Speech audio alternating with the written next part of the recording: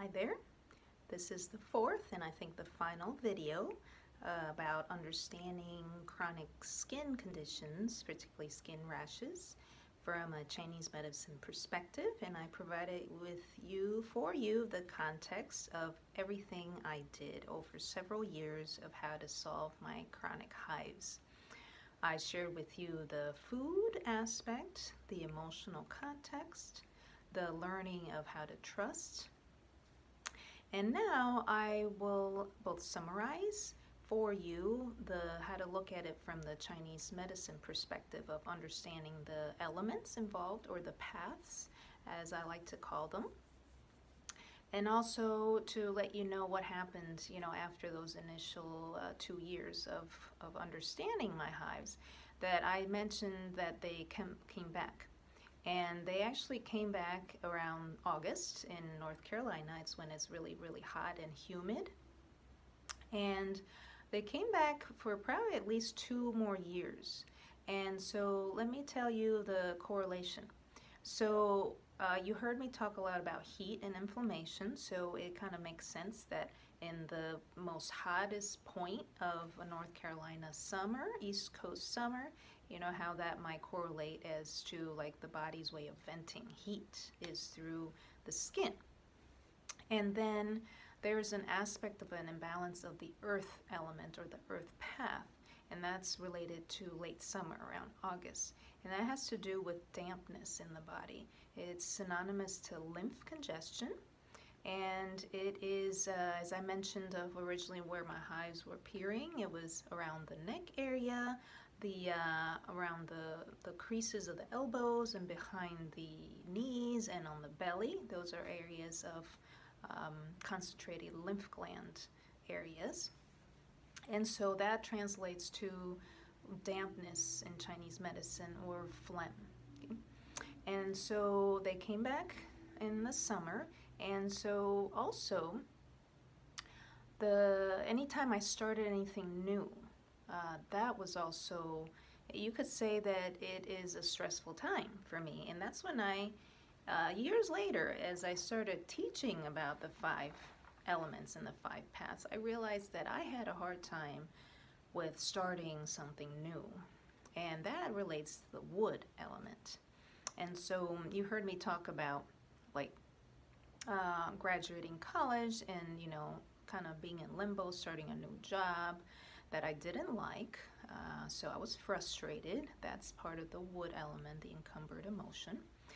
And how I didn't really, I wasn't like terribly happy, so there was that lack of joy, and that can be translated as like the stressors of being in a new relationship that I knew my family would not approve, and then not being able to come back to the country, and wanting to sort of quit my job. So all those stressors kind of fall into the category of the wood element being out of balance.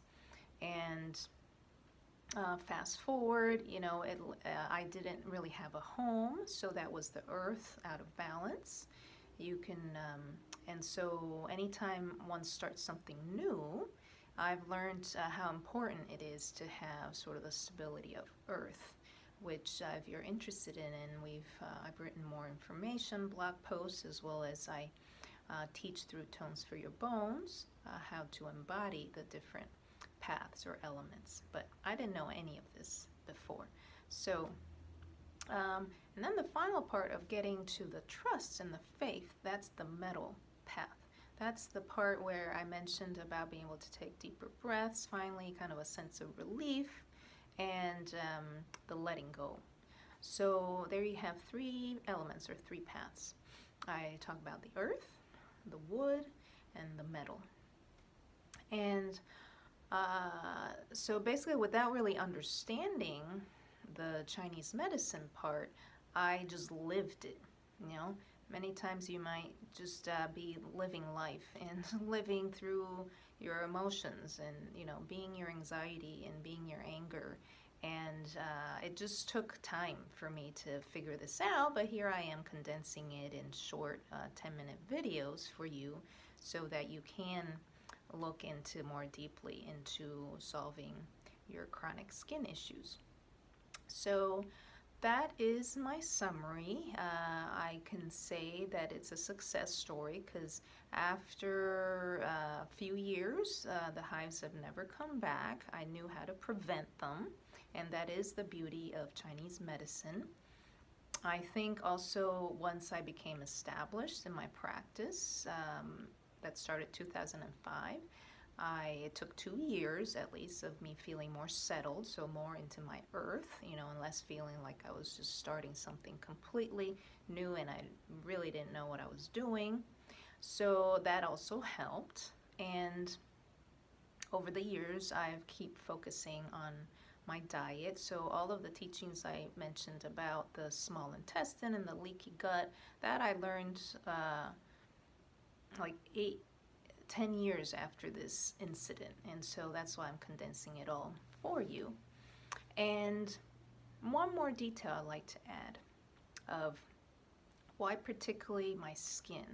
Aside from me telling you that the skin has a connection to lung and large intestine, the other part of why the small intestine was in part a big culprit, and that's an area that I focused on over the years through my diet and understanding inflammation through food, is that those of us that process through a lot of emotions, which I think we all do, but some of us are particularly connected, we say, to the fire element.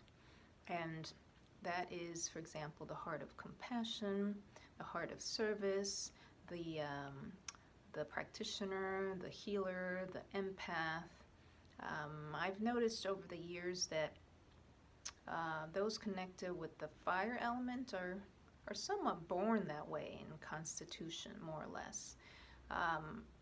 And so me being a practitioner and knowing that that was sort of my life's work, to help others, sort of like my practice has been about how to work or be in my heart space and my fire element.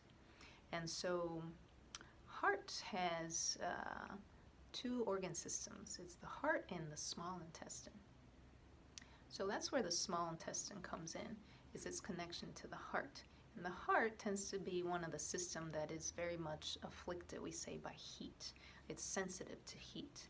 It's like the sensitivity of emotions, and we all know how it feels to be angry or to be anxious, to overthink. We can we know what that's like for our mind, and in Chinese medicine, our mind resides in our heart too. So that's the last bit that I'd like to add for you. So hope these 4 videos have been helpful for you to delve deeper into yourself and find practices and modalities that encompass and help you through all these aspects: the physical, the emotional, the mental, the energetic, and the spiritual. And I would like to be able to promise you that if you look into all those 5, you'll solve your own chronic skin issues. It might take time, and it might take a practitioner to either coach you or a therapist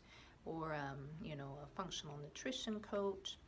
But make sure that you are looking into all those aspects. And best wishes on your journey.